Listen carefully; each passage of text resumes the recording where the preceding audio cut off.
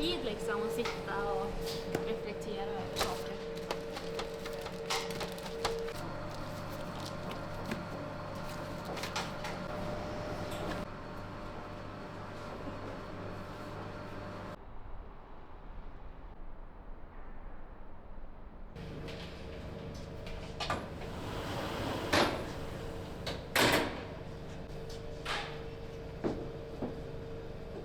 Då tar vi näringen.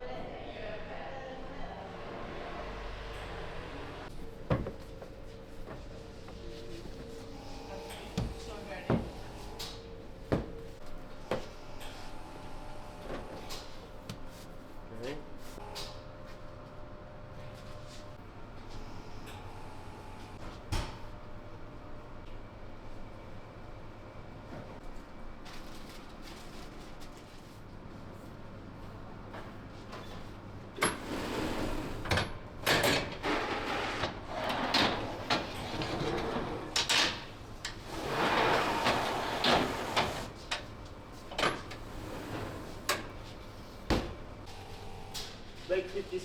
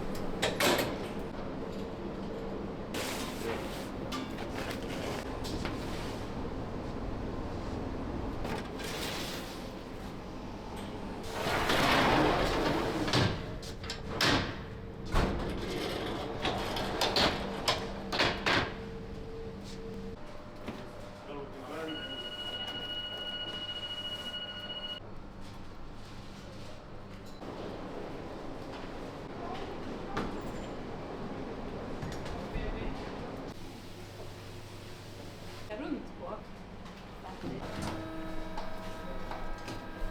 Känner man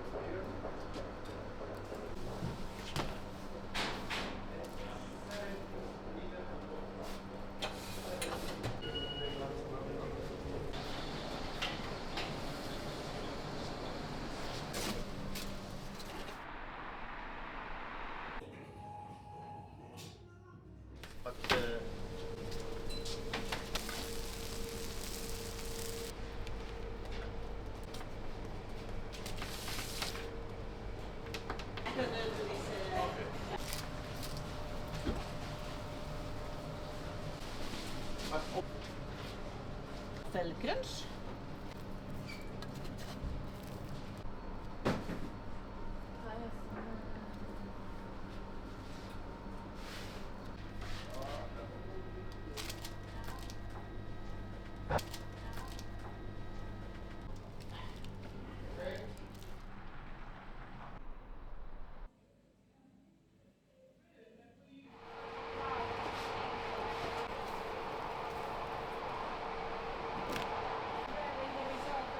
What we use it here is 11 years old.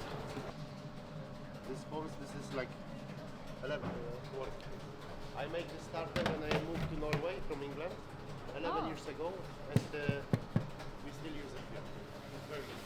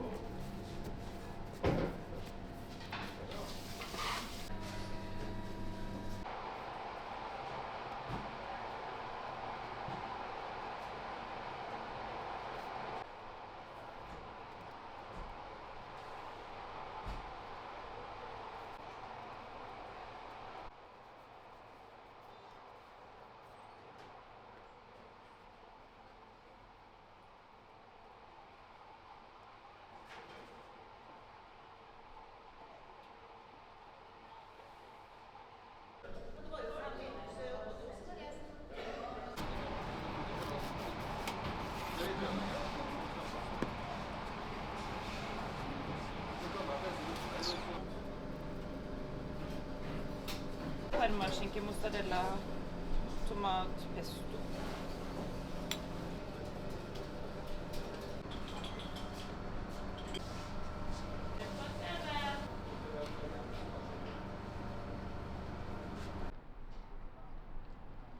Lars Lian, baker og konditormester. Jeg begynte i konditorlære i 79, da jeg var 15 år, det vil si for 46 år siden. Så gikk jeg i bakerlære, og så tok jeg mesterutdanning. Og så etter jeg hadde utdanning og praksis i Wien, og etterutdanning i Sveits og i Paris. Bendik, så vi som eier det sammen med Camilla Kvale og Marit Kvale. Bendik er sønnen min, og Camilla er dattera, og Marit er kona mi. Fullblods familiebaker. Så ble det pistasje og sjokolade.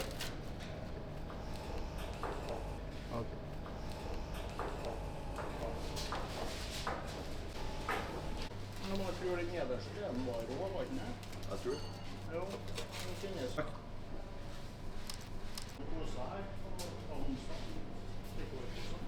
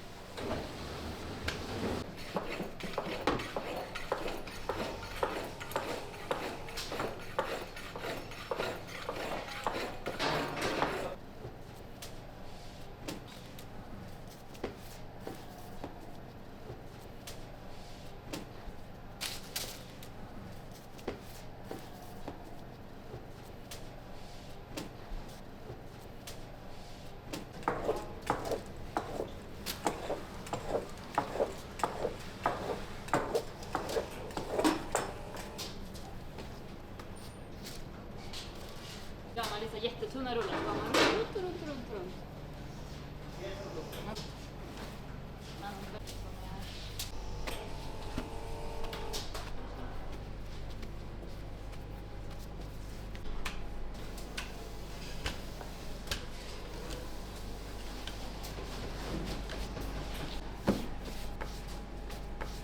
Håller.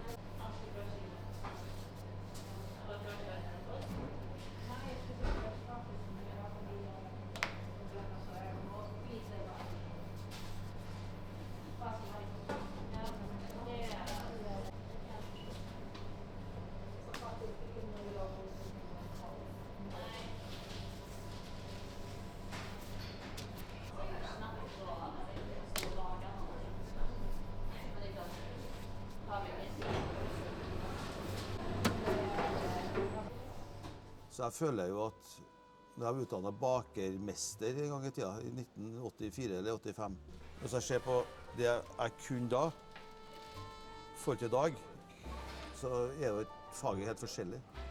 Men det var så mye shortcuts før. Og jeg er jo utlært den tida det var shortcuts. Så helt siden jeg var utdannet baker, så kunne jeg ikke bake, liksom. Jeg var ikke god til å bake, for det var så mye shortcuts. I forhold til hvordan vi baker i dag, så tror jeg vi er mye mer tilbake sånn som det ble gjort for kanskje 30, 40, 50 år siden. Vi er mye mer oppmerksom på LT-tid for å få ut glutenet, hviletid, hevetid. Altså det er mye mer gjennomtenkt.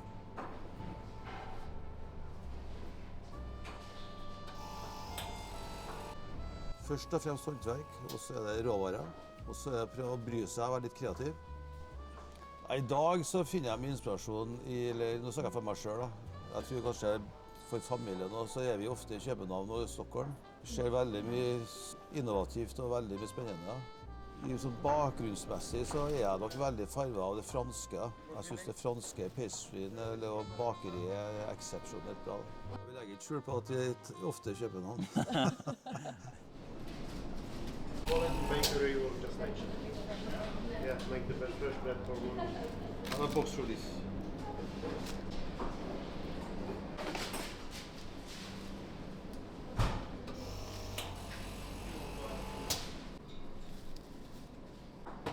Vi produserer fem. Can you see the difference? It's much. Yeah.